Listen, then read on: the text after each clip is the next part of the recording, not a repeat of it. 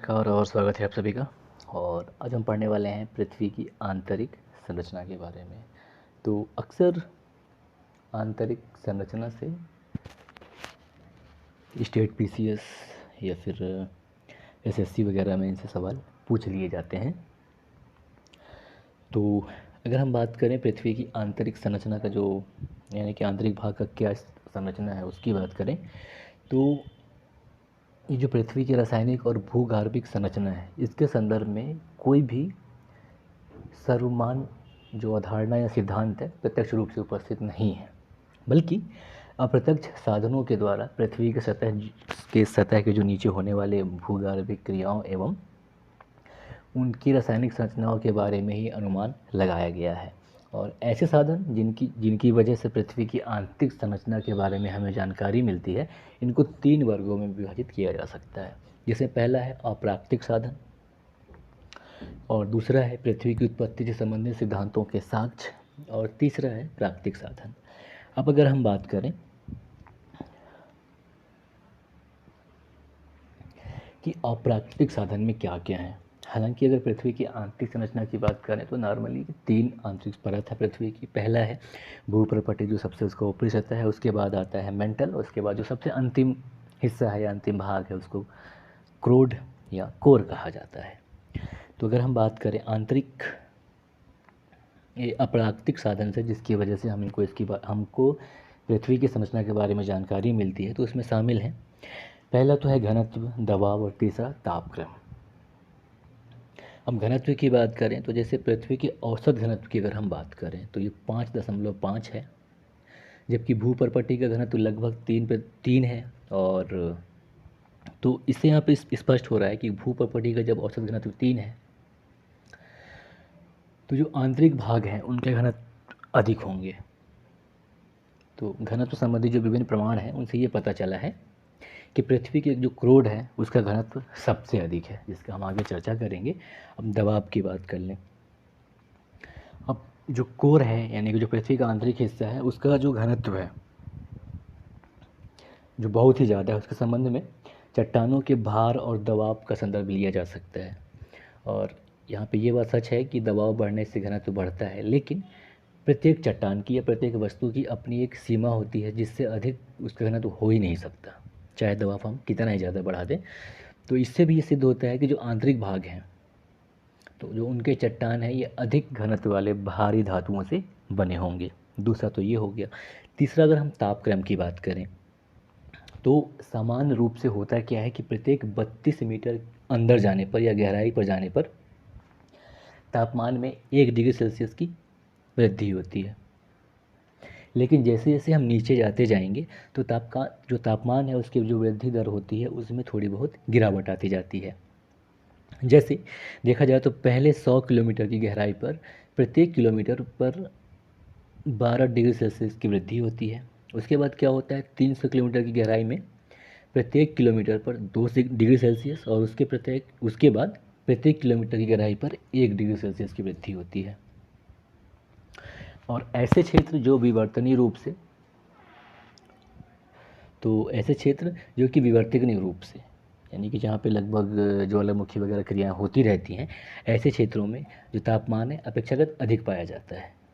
और जो तापमान का संचरण है पृथ्वी के आंतरिक भाग से ऊपर की ओर होता रहता है।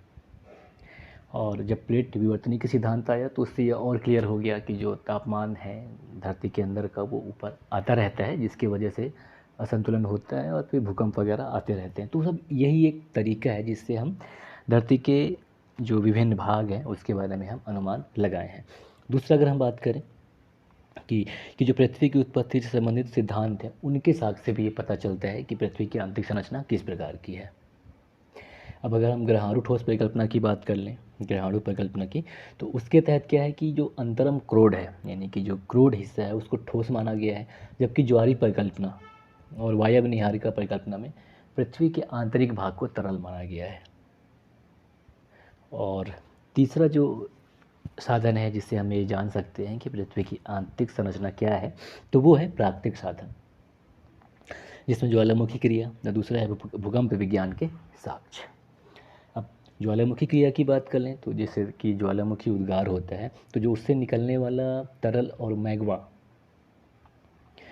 के आधार पर यह स्पष्ट होता है कि जो पृथ्वी की गहराई में कहीं ना कहीं ऐसी परत अवश्य है जो कि तरल या फिर अर्ध तरल अवस्था में है। हालांकि यहाँ पे ये भी क्लियर है कि ज्वालामुखी के उद्भेदन से या उद्गार से पृथ्वी की आंतरिक बनावट के संदर्भ में कोई भी निश्चित जानकारी नहीं मिल पाती, लेकिन थोड़ा बहुत एक अनुमान मिल जाता है। दूसरा, अब हम बात कर लें कि भूकंप विज्ञान के साक्ष्य क्या कहते हैं।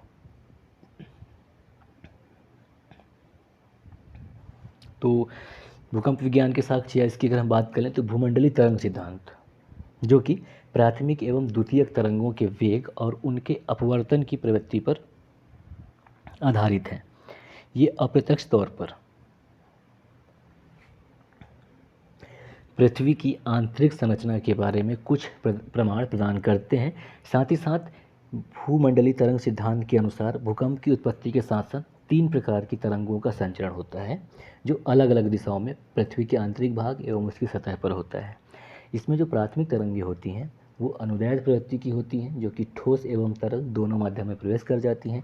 हालांकि यहाँ पर यह बात ध्यान रखने योग्य है कि इनका वेग जो है वो ठोस में अधिक और तरल में कम हो जाता है। इसके अलावा जो द्वितीयक तरंगें होती हैं उनकी प्रवृत्ति अनुप्रस्थ प्रवृत्ति की होती है, जो केवल सिर्फ ठोस माध्यम में ही प्रवेश कर पाते हैं और तरल माध्यम की सीमा में आकर इनका परावर्तन हो जाता है। तो जो भूगर्भ शास्त्री हैं उन्होंने प्राथमिक और द्वितीयक भूकंपीय तरंगों के वेग के आधार पर और उनमें होने वाले परिवर्तन को ध्यान में रखते हुए पृथ्वी को 3 वृहद मंडल या परतों में विभाजित किया है, जिसमें पहला है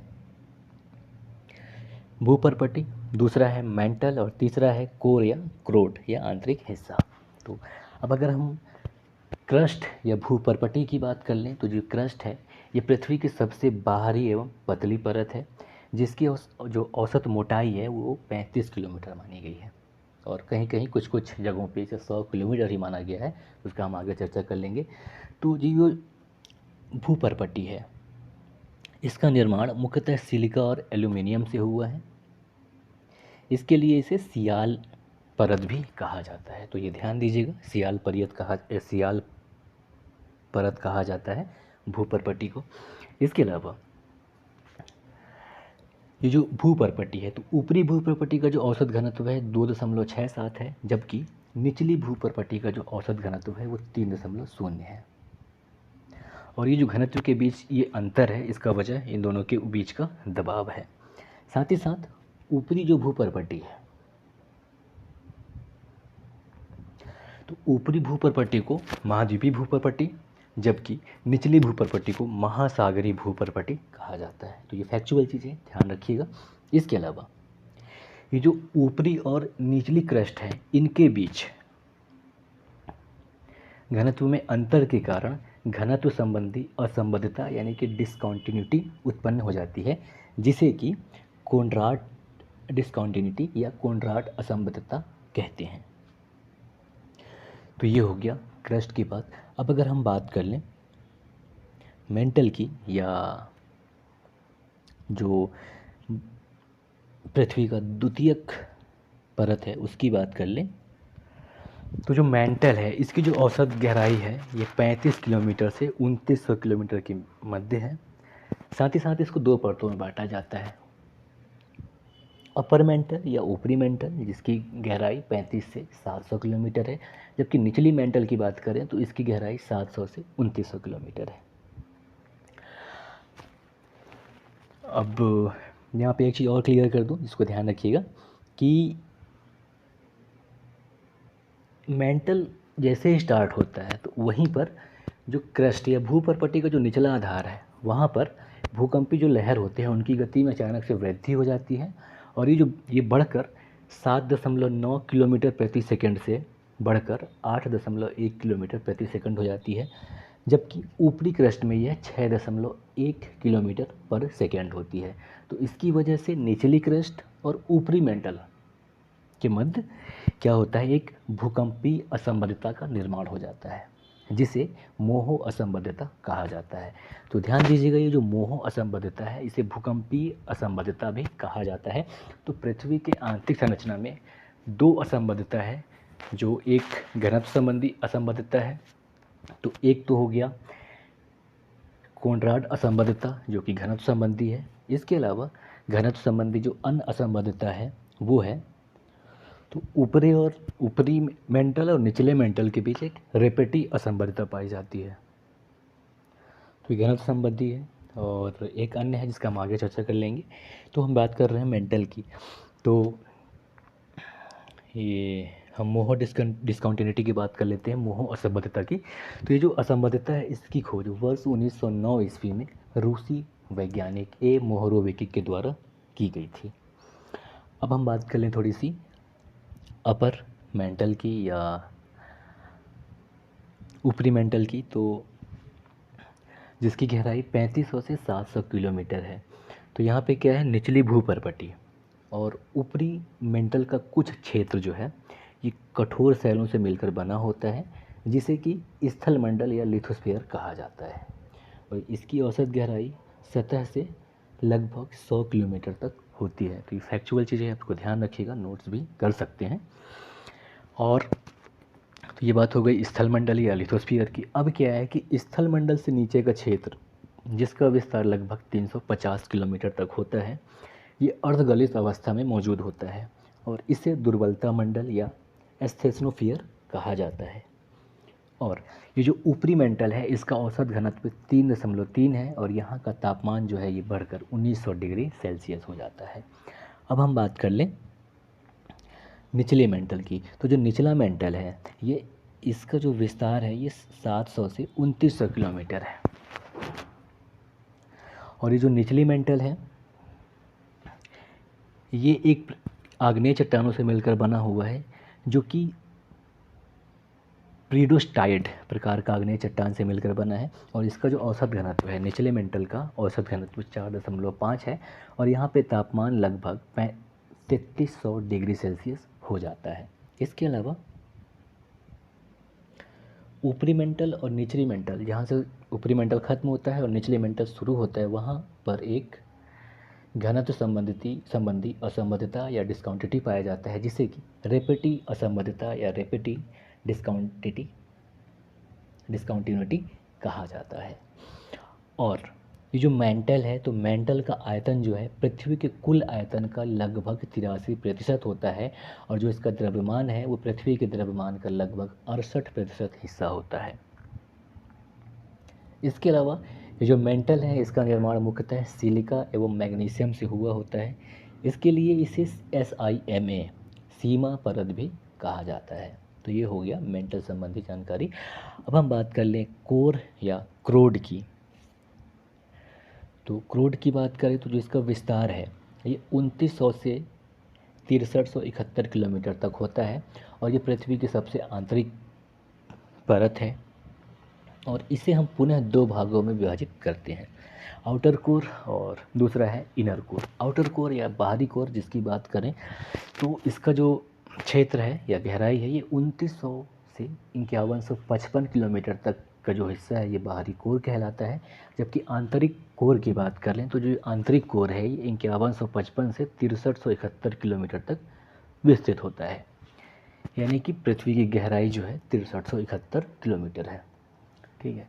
अब यहाँ पे क्या होता है कि निचले मेंटल और ऊपरी कोर इनके बीच एक भूकंपीय असंबद्धता पाया जाता है, जिसे कि विसार्ट गुटेनबर्ग असंबद्धता कहा जाता है। यहाँ पे होता ये है कि जो निचला मेंटल है उसके आधार पर जो प्राथमिक भूकंपीय तरंग होते हैं उनकी गति में परिवर्तन होता है और ये बढ़कर 13.6 किलोमीटर प्रति सेकेंड हो जाता है।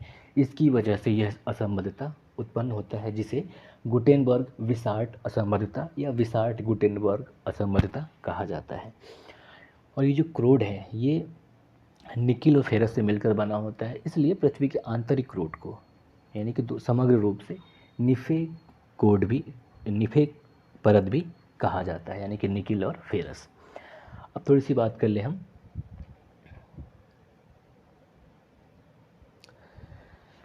बाहरी कोर की अगर हम बात कर लें तो जो कि 2900 से 5155 किलोमीटर तक विस्तृत है। तो जो इसका औसत घनत्व है वो 11 होता है और यहाँ पे जो तापमान है ये बढ़कर 4300 डिग्री सेल्सियस हो जाता है। और यहाँ पे एक चीज़ ध्यान रखने वाली बात है कि जो बाहरी कोर में लगभग 83% निकेल होता है और फेरस होता है और मात्र 17% सिलिका उपस्थित होता है। और तापमान की अधिकता होने के कारण क्या तो होता है कि यहाँ पर चट्टानें पिघल जाती हैं और जो बाहरी कोर की परत है ये अर्धगलित अवस्था में पाई जाती है।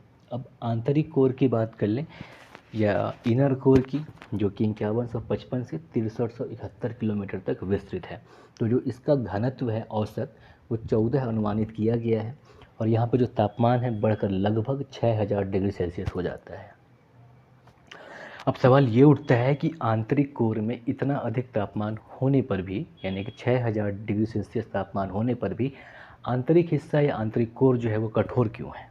तो इसके दो वजह हैं। पहला तो ये है कि लगभग जो आंतरिक कोर है उसमें निकिल और फेरस की मात्रा 99% होती है और ये जितने भी अधिक घनत्व वाले भारी तत्व हैं इन सभी का गलन बिंदु उच्च होता है, जिसकी वजह से जो पृथ्वी का आंतरिक भाग है वो कठोर होता है। और दूसरा ये कारण है कि आंतरिक कोर पर क्या होता है, जो भार लगाया जाता है या बाहर से जो भार लगता है वो बाहरी कोर की तुलना में 3 गुना अधिक होता है। इसके अलावा क्या है, अब इस भार की वजह से उस पर दाब अधिक पड़ जाता है और जब दाब ज़्यादा हो जाता है तो तापमान कितना भी अधिक हो जाए आंतरिक कोर पर इसका ज़्यादा फर्क नहीं पड़ता और ये ठोस अवस्था में पाया जाता है। तो ये इनर कोर के ठोस अवस्था में पाए जाने का कारण है। तो ये था पृथ्वी की आंतरिक संरचना से संबंधित कुछ तथ्यात्मक जानकारी। नमस्कार, जय हिंद।